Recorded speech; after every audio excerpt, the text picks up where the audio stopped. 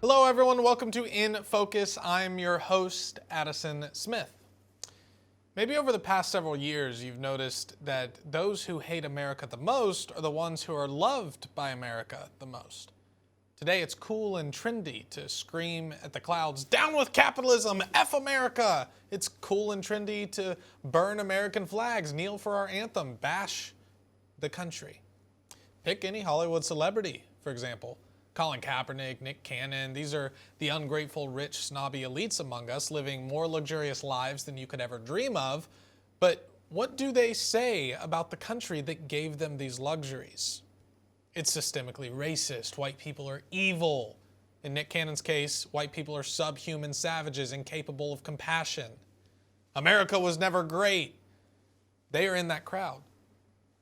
But despite this, they get million-dollar brand deals. Their face plastered on magazine covers, invited to fancy galas and award shows, and they're beloved by our culture, as well as by our United States government. They're invited to the White House to hang out with old Uncle Joe. Brittany Griner is another such ungrateful American-hating celebrity. I'm sure you've heard the news that Griner has been released from Russia prison following negotiations between the country and the Biden administration. Here's Joe Biden making that announcement. Well, good morning, folks, and it is a good morning. Moments ago, standing together with her wife Sherelle in the Oval Office, I spoke with Brittany Griner. She's safe. She's on a plane. She's on her way home. After months of being unjustly detained in Russia, held under intolerable circumstances, Brittany will soon be back in the arms of her loved ones, and she should have been there all along. So there it is. They secured her release in exchange for this man, Victor Bout.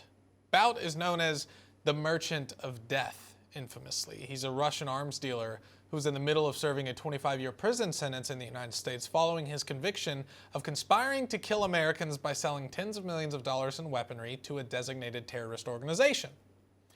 He also was charged with illegal weapons trafficking, wire fraud, laundering money. Those are misdemeanors in comparison to his primary crimes. This man was in the business of getting Americans killed. Seeing that that came to pass was his job. And Joe Biden worked tirelessly to release him from prison for a basketball player who broke another country's laws and again hates America. In 2020, Brittany Griner suggested the WNBA suspend the national anthem for the rest of the season. She also stayed in the locker room while the anthem was being played. I bring this up not because I think Brittany should have been locked up for 9 years like she was going to be. I think she was treated unfairly, but she broke the law. Russia has very strict marijuana laws, and she said to hell with it. I bring this up because this is a woman who has shown utter disrespect for our nation and aligns herself with the rest of American-hating celebrities, but yet whom our government brought back to America in exchange for a far more severe America-hating psychopath and terrorist who wants you dead. This is who gets priority under the Biden administration, while people like Paul Whelan, for example, are left in Russia to rot. Paul Whelan, a United States Marine, loves his country.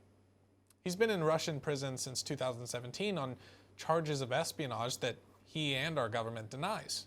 He's serving a 16-year prison sentence in Russia, has been since 2020.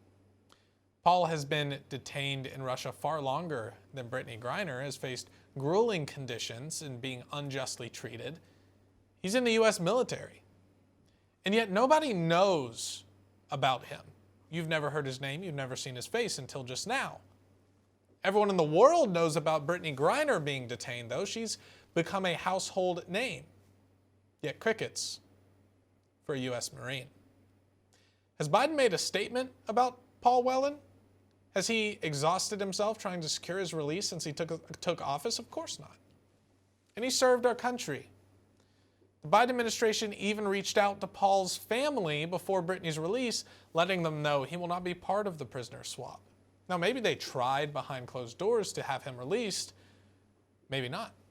But where's the outrage? Where's the same condemnation and grit to free a member of our military? Here's another. Mark Fogel, currently sitting in Russian prison as well for possession of prescribed medical marijuana, Compare him with Brittany Griner. Brittany Griner, no prescription medical marijuana, jailed and sentenced to 9 years. Release was secured by the Biden administration. And then Mark Vogel had prescribed marijuana from a doctor, got 5 years longer of a sentence than Griner and in a maximum security prison. And get this, the U.S. State Department doesn't even have him marked down as wrongfully detained. Brittany Griner wanted to light up a joint for the heck of it. Oh, it's terrible, it's unjust, we must secure her release immediately. A school teacher who, according to his doctor, needed the stuff, silence. Again, no one knows who he is. The silence is deafening. What does it tell us? Well, it tells us how the left thinks of ordinary Americans versus how they think of a black LGBT celebrity. Intersectionality and notoriety are currency in this nation, and it's our society and current presidential administration's favorite currency. So a warning to American citizens: if you are wrongfully detained in a foreign prison, you will stay there. Unless you're a celebrity, in which case our U.S. government will in return release a terrorist who wanted you dead. Welcome to the new America, where American-hating basketball players are treated with world-class care by our government, while people who have honorably served our country and any other everyday citizen who doesn't have a million Twitter followers, well, they're left in the dust. Love of country is in short supply, but the people causing the shortage are the ones who get the best treatment.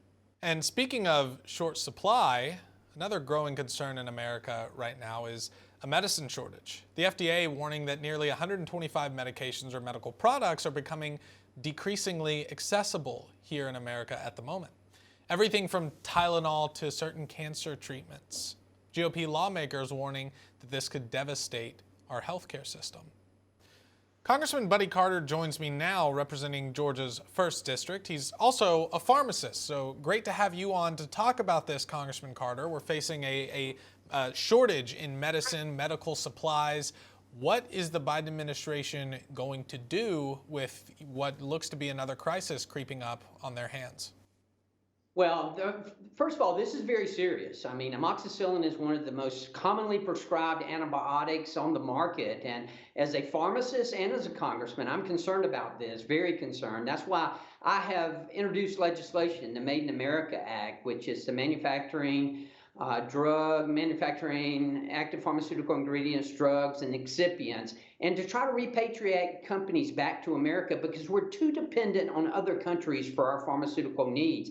This is an example of it, and we can't depend on other countries, particularly our adversaries, to supply us with this, not only drugs, but also personal protection equipment, devices, all of that. We need to be manufacturing here in America. But this is a serious situation that the Biden administration needs to address to make sure that these antibiotics are available. And what do you think they will do to address it? I totally agree with you, by the way. We need to be making more of this here at home. I don't know the exact number. I think it's somewhere north of 80 to 90% of our medicine and PPE and everything comes from China. I don't know why we're trusting the CCP to provide all of our medical supplies and medicine, but something's got to change quickly. If this is any testament to it, we need to get some pep in our step and start bringing those jobs back here to America where we can actually trust that we're not going to have these shortages. Absolutely. Look, pharmaceutical independence is national security. Imagine if a country intentionally held this back from us. And oh, by the way, we were told by the Assistant Secretary for Preparedness and Emergency Response that there was a downtick in the amount of personal protection equipment that was being sent over here from China all the way back to the fall of 2019. We did not find out about the pandemic until February of 2020. They knew what was going on, and they intentionally held back PPE from us. That's an example of why we need to be better prepared and not depending on these countries for our PPE, for our pharmaceuticals, for our devices, anything like this. It's the whole thing is a disgrace, and we can only pray. You know, people need these medicines. I'm not going to try to pronounce the name. You mentioned it at the top of the show, at the top of the interview, but people need these medicines, and they need, cancer treatments or other things that are starting to become in shorter supply. And that is absolutely intolerable. It's a disgrace to this country that we have these shortages. We are the United States of America, and only can hope that the Biden administration is able to pull off a miracle and do something productive for a change. Congressman, before we go, I also want to get your thoughts on AOC, who's currently being investigated by the House Ethics Committee. Now, they haven't stated the reason that she's being investigated. There's been some suspicions as to why. Your thoughts on why she might be being investigated and what you hope to see from it? Well, I don't have any specifics. I'm not privy to that information as to why they are looking into this, but I will tell you, I hope they take it very seriously. Whether it's a Republican or a Democrat, we all abide by the ethics standards here, and we should all be treated the same. No one is above the law, so I want her to get the fair treatment just like any other member should get, whether it be a Democrat or Republican, whether it be someone who is as high profile as she is or someone who's not. Congressman Buddy Carter, thank you so much for joining the show. It's always a pleasure to have you on, and thank you for all of your important work that you do for our country. Thank you.